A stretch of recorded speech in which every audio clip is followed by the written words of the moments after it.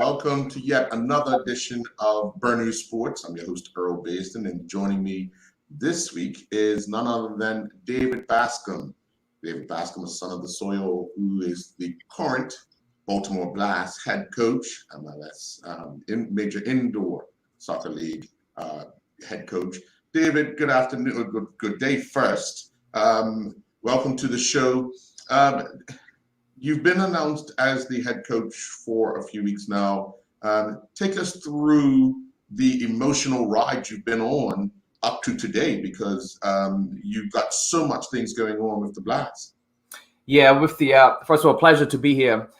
With the once they announced the me being the coach, the next piece, because everything a lot is on with social media.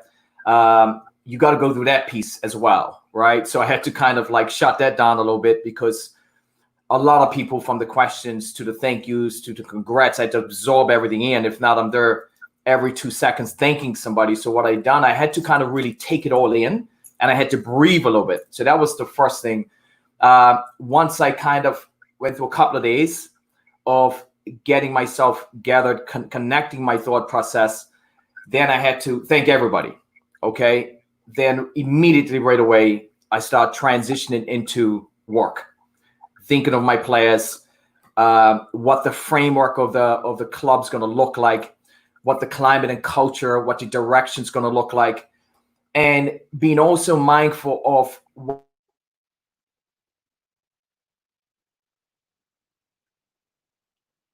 Well, David has paused a little bit. We can. We'll get back to him. You can continue with your direction of what you wanted to do with that team. Yeah, so one of the things I want to do is make sure is that I got the framework together, made sure that the player personnel was going to fall into place. I had to look at the culture and climate and see what areas I wanted to kind of shift in. What do I want to add to it?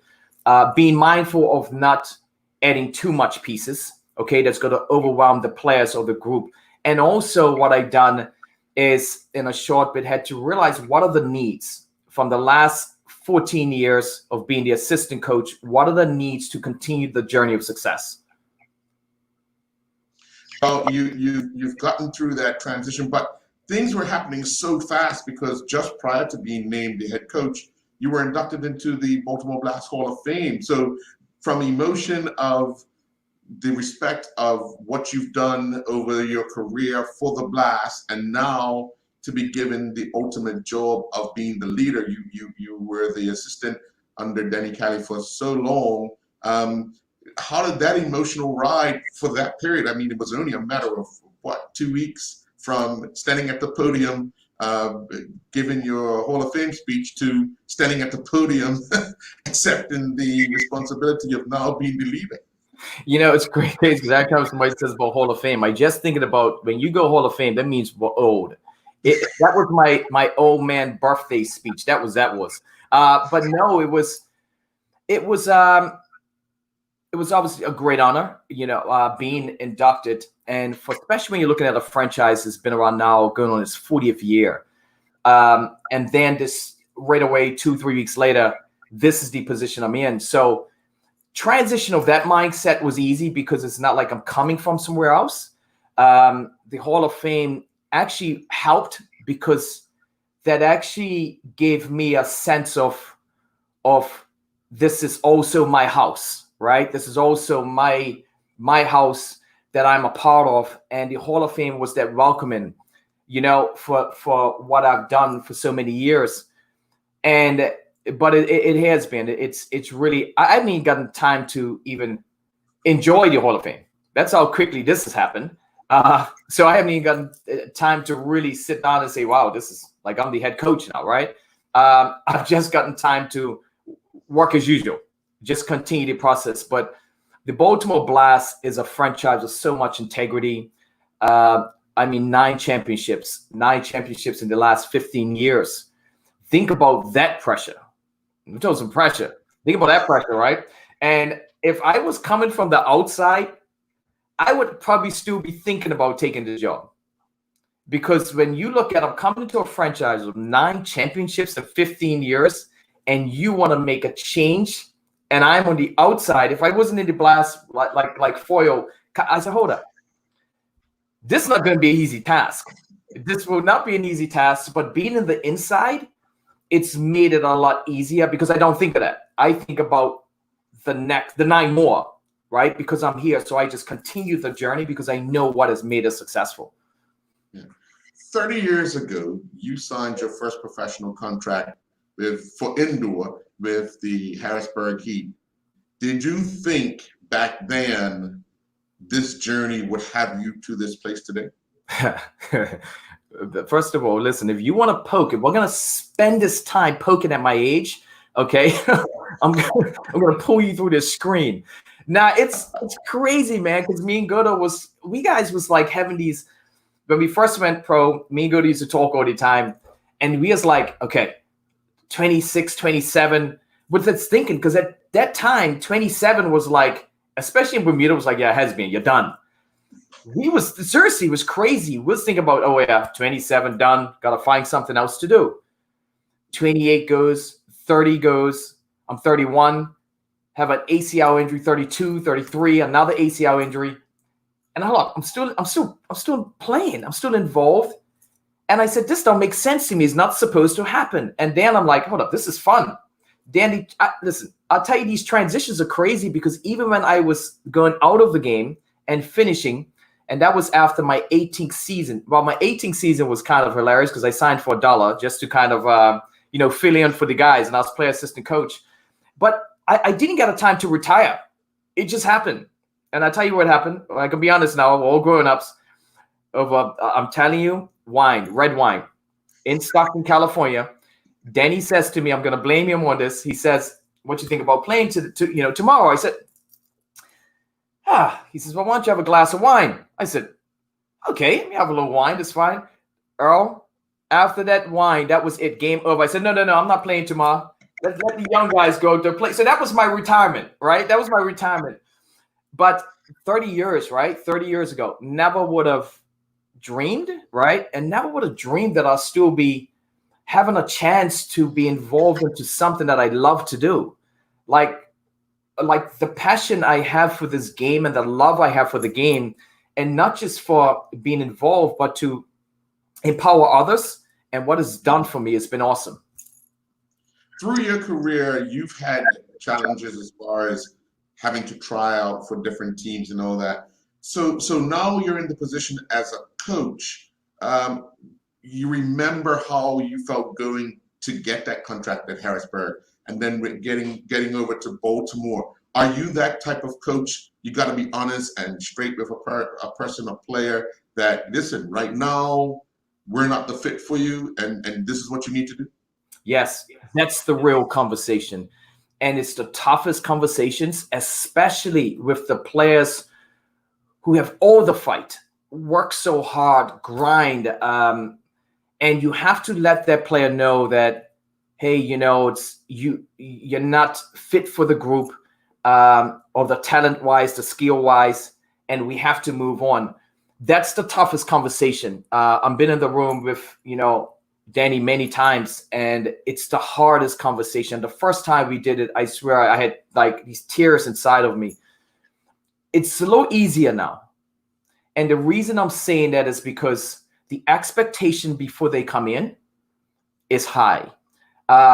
There's a lot of transparency on what is needed to be a part of this club. There's a lot of accountability. So that's all done with the open tryouts. And then from there, it's really a little easier to weed it down. But yes, that's what had those hard and tough conversations has to be held. And it makes it easier when the players who come in understand what's required or understand, the club's needs. For instance, some don't ask about how many spots we have left. Some don't ask about the positions that we have. They don't ask these questions before they come in, and that's why it's even tougher for them to accept. And when I have to tell them or say, listen, I already have 6 defenders already, I'm not looking for another one, right? And that's the process. That's that whole process on what happens.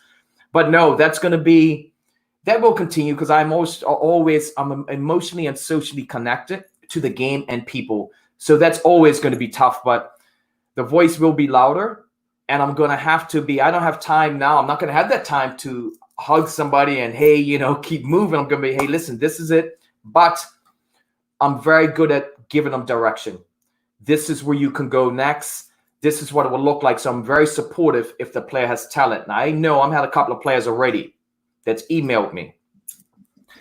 I am sure 2 weeks ago, I done a video on the 9 tips of getting to pro. And one of the tips I said to brand yourself, and don't send me a video of you juggling with no shirt on, no shoes in the back of your yard and thinking that that's going to get you to indoor. It's not going to happen. They heard no shirt, no shoes, so they decided, let's go outside, take off our shirt, take off our shoes, and juggle. Let's just juggle. And when I tell you, it's not like it was juggling and, you got these skilled guys, right? They're juggling on the bench, they're juggling on different. No, just a juggle, feet. And it was long. It was like 7 minutes and 32 seconds. I watched it all because I'm blaming you. Because I distinctly said to you, Mr. Earl Basden, that make sure you help me weed out some of these players. But no, that's and then let me stop talking. I'm sorry, but that's what I go. That's what's going to be happening. And being a coach is not going to be easy. Over your indoor career, you played some 327 games, scoring 267 goals. As a player, how much satisfaction do you have that you actually played that long and found the back of the net that many times to assist in so many championships? I tell you, it's crazy. I was looking at my, and just when you're saying that, and I said, hold up. I went through my career. I think I'm played a little bit more. It's actually 520 games, including playoffs. And so I went through, because I was going through stuff and I was asking my guys, I said, man, like, that's a lot of goals. I think it all ended up to like 400 plus goals. And I'm like, I don't even remember celebrating all those times, but it's kind of cool. Like, it's really kind of cool. Like, and the toughest things, I got 1,000 VHS tapes that I can't even, like. A new VHS player? I got to go buy a VHS player to convert these things over. So I'm asking everybody, can they convert? A guy wants to charge me $15 for each tape.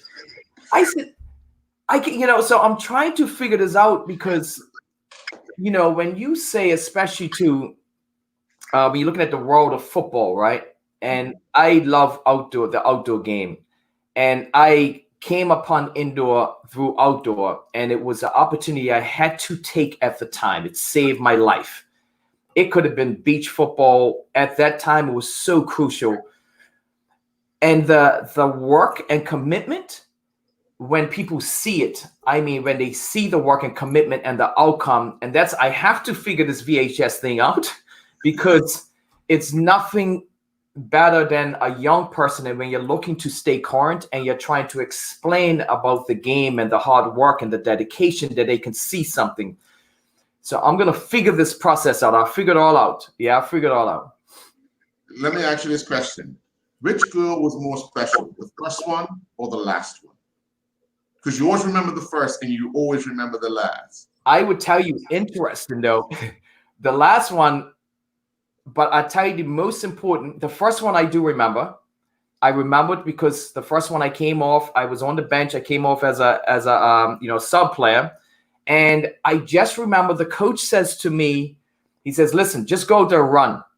I said, run. I said, okay, that's easy. So he says, you want to make this lineup, you run. And we was playing, Buffalo's team was playing, I was playing Kenton Invaders at the time. We wasn't doing well. And the coach says, run, change the complexity of the game. I ran out there and I don't want to come off the field. I just kept running.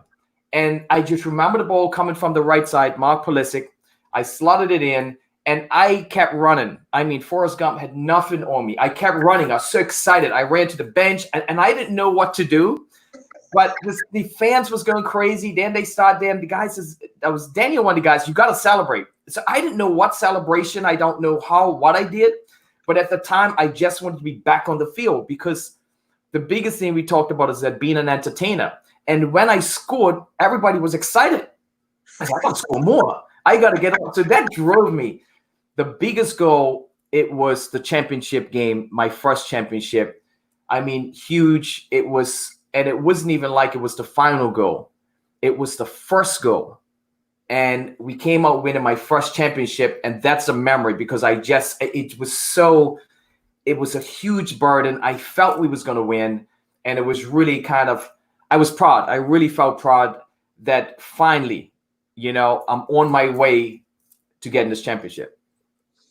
You've done so many things over your life to date, and plenty more on the horizon. But one of the big things that you were able to do, come back into Bermuda and got the Island Soccer League up and running. Unfortunately, things have transpired that it didn't continue. But putting that together, the mindset, the dream, the focus, and the collective coming together of not only the players, but everything that one could imagine takes to get an event like that going over a summer period. How much drive did you have in making sure that was a success for the period of time the league was played? It was, when I built that, the ISL was actually built in 1995. We didn't start it to 2007. When I built it to have this dream that when I'm finished, I'm going to run a pro league in the country. And 2005, I remember getting a call from the government on supporting. I did a commercial for them in reference to drugs and violence and trying to help our young people. So I went back. I said, man, I have something. So I pulled this pieces of paper out. I pulled out. I said, wow, the league. I can brand this with Hope for Life. And then, so when it was structured, I said, I can only give this 5 years. I have to give it 5 years. And I'm hoping like people catch on because now the teams can be owned. The reason why I started in 2007 was to actually really get it going to help support my young men and keep them off the street, right?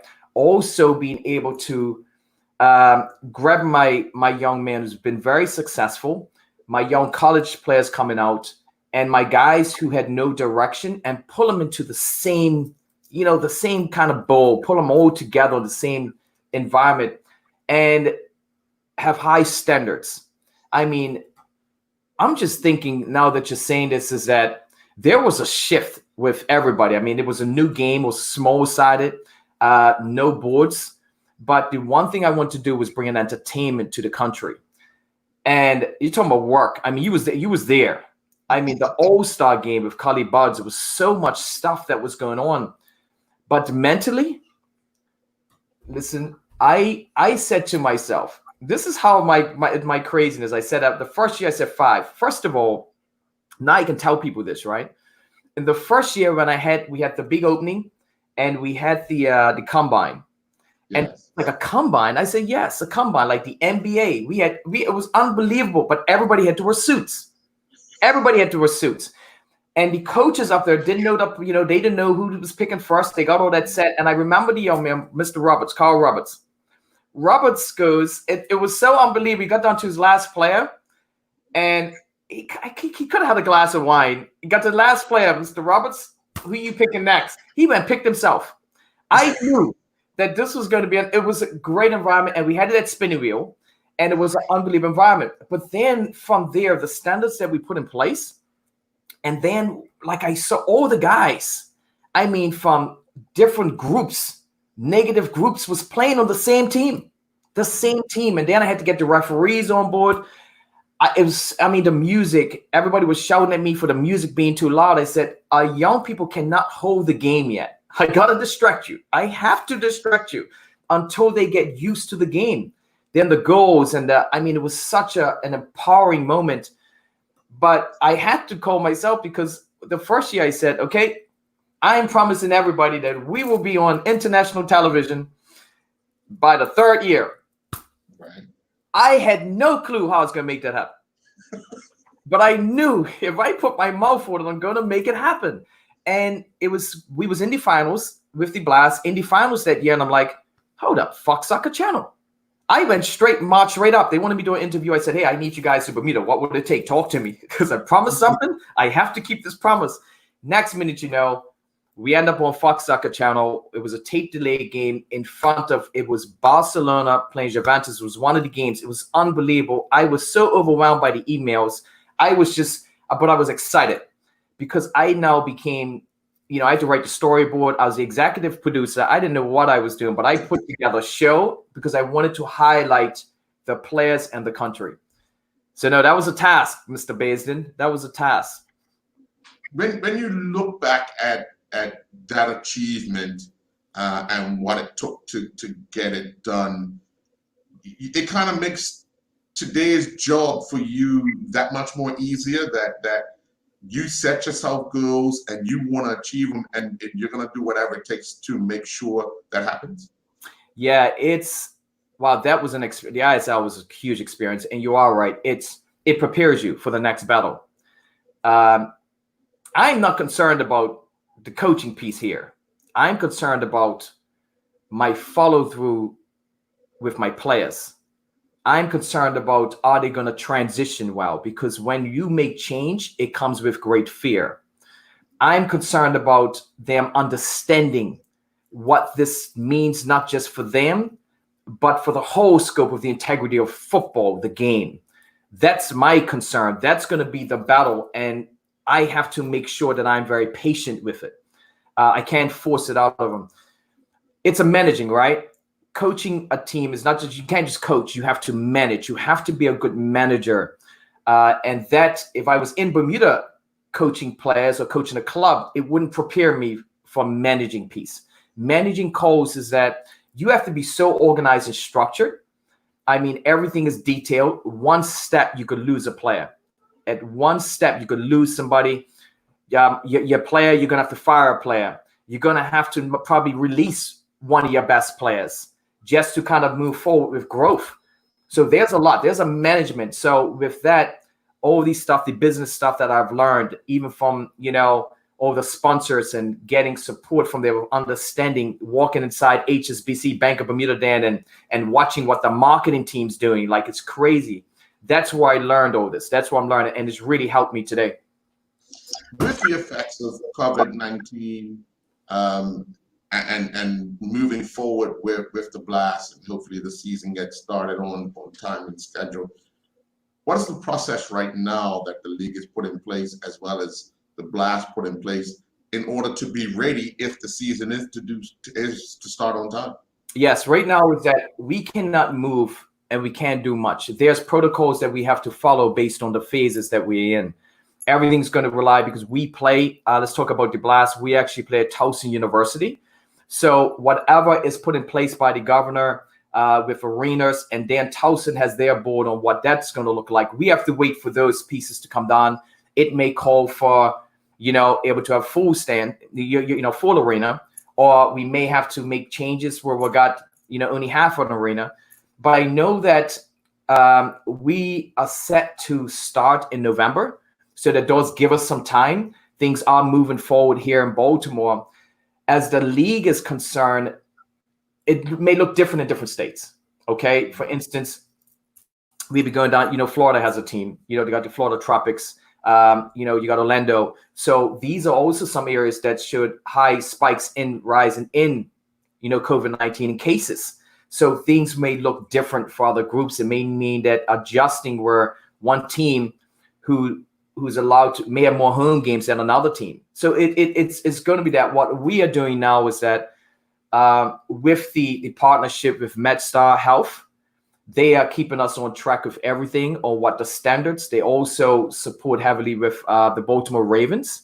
So what we're finding is that we will get our standards from there on all the healthcare, what's going to happen actually with the club, the precautions we have to take, and everything's online with the standards that's brought down from the governor. Could you see yourself possibly starting training sessions outdoor with whatever restrictions they've put in place, but at least getting the guys together to be able to do something? Yes, already been in motion. That's one of the things, is that if the league is to start in November and start on time, doesn't mean that we're going to be allowed to go indoor and train, right? Because the outdoor facility is more kind of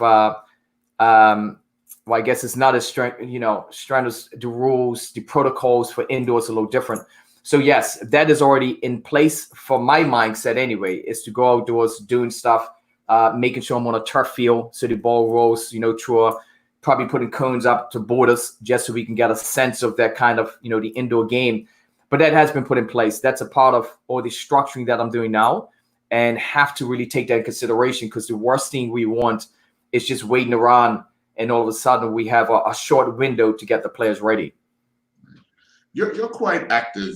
When I say active, you're doing a lot of different things: social media, family, football, so many things in a 24-hour day.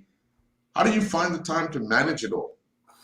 The biggest thing is that 4 years ago, I built a process with the Power of One. It's my purpose, right? It was a purpose chart. I built this purpose chart, and what I do, I divide my life up into 4 areas.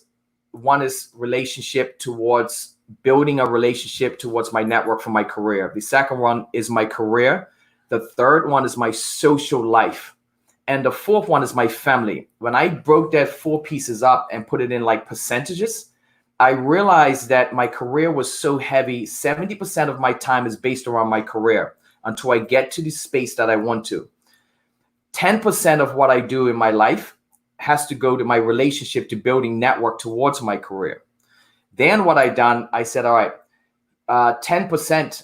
And surprisingly, and people can look at me whichever way they want. So 15% was going towards my family. This is at the stage that I'm at.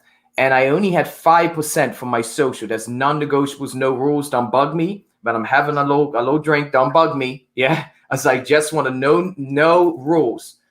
But what happened is that my 15%, and I broke them down to hours. And when I realized I spent 11 hours on my career, and when I'm looking at 4 hours with my 15% of my family, I give that 4 hours 100%. Don't call me at the times when it's their time. And that's very important. And that's how I'm structured it. And I'm really it's really made sense to me. And it's really cleared some things up, and I'm allowed that time. And now I share this. So that's the only way I'm been able to function. If not, I'll be all over the place. And because it's not easy, but I don't sleep. As they say, successful people don't sleep. And I'm still on the journey of being successful. I get about 5 hours of sleep, and I am okay with it. Trust me, I am okay with it. So I have to really stick to what I'm doing. I have to be very clear in my vision, and I have to just now commit to everything I'm doing for each one of them to have some success. Do you feel any added pressure? You have a brother who is the national coach for cricket. You have another brother who used to be the national coach for football. Are you kind of looking at that and saying, I have to make sure I hold this mantra of what my brothers have done because I'm the young brother? No. And no. I'm gonna get Andrew on the line soon. That's right. And I'm hoping this one. No, I don't, because I'm only responsible for my own journey. See, that's what gets you in trouble. This is my journey. I cannot put myself in and say, wow, my brother's done this, or anybody else in the world done this. Then I am responsible for my own journey. And what happens is that, and that's been my focus, because collectively, it becomes this big, this is awesome, right? But the thing that is in all of us is winning. I love winning. I've won 8 championships, and I'm not trying to stop, right? I love winning, and that's the key, is that when you have a winning mindset, and if you're willing to grind every day, you wake up grinding, Monday you're grinding, Tuesday, Wednesday, you can't stop that. You can't, it doesn't go much more than that. So what we have had in my whole family is that understanding what sacrifice, And I love my father to death. And with everything we went through, I have to make sure is that the sacrifice that he has embedded on us is what you find in how Andrew has been successful. Even my sister Robin, I rough her up all the time because she played netball and nobody knows about netball. I said, Robin, you can't play netball and have them give you the jersey or the stuff to wash. That can't get you in the lineup. So I gotta rough her up a little bit. But it's we love to win, and winning doesn't always talk about the result, Earl. It talks about completing the task you set out. We can go through the whole season next year and things don't go right from what the fan may think. Oh, but guess what? If I was able to meet the standard that I set out, that is okay with me, because a part of this whole process, I want to win. But if it doesn't happen, I have to maintain my focus. If not, I'll get lost in the shuffle. Stop picking on me. Why are you picking on me? I'm not picking on you. I'm picking your brain. No, you're trying to get my brothers and all to get on here, be texting me, telling me stuff. Yeah, I know. Well, you know, I spend time picking Andrew's brain and talking to Herbie and you know, just to get some insight. So hey, why not? You had a young brother, and you brought Robin into it. She's gonna have some words for you. That's for sure. She's gonna have some words for you. I'm sure she is, but I had to because it was the funniest thing. So I'm gonna leave that story alone. But it was. I said, you on the team? She says, yes. I said, why are you watching? Why are you watching? I said, we gotta figure this out. So no, but she was a good netball player. Let me leave her alone. Let me leave. I get myself in more trouble. Well, David, I do want to thank you for joining me on this brand new sports show. It's been a pleasure reminiscing with you. We want to wish you all the best in the upcoming season as the Baltimore Blast head coach. We'll keep an eye on how things progress. And as you said, it's not about the results, it's about the task. And we want to wish you all the best. Thank you, Earl. I really appreciate it. And for everybody there watching, it is very important that in this journey and everything we're going through, we all stick together, right? We stick together, we grind together, we move together. This is about us, and we got to keep moving. So I appreciate it. Thanks. Folks, do enjoy the rest of your day.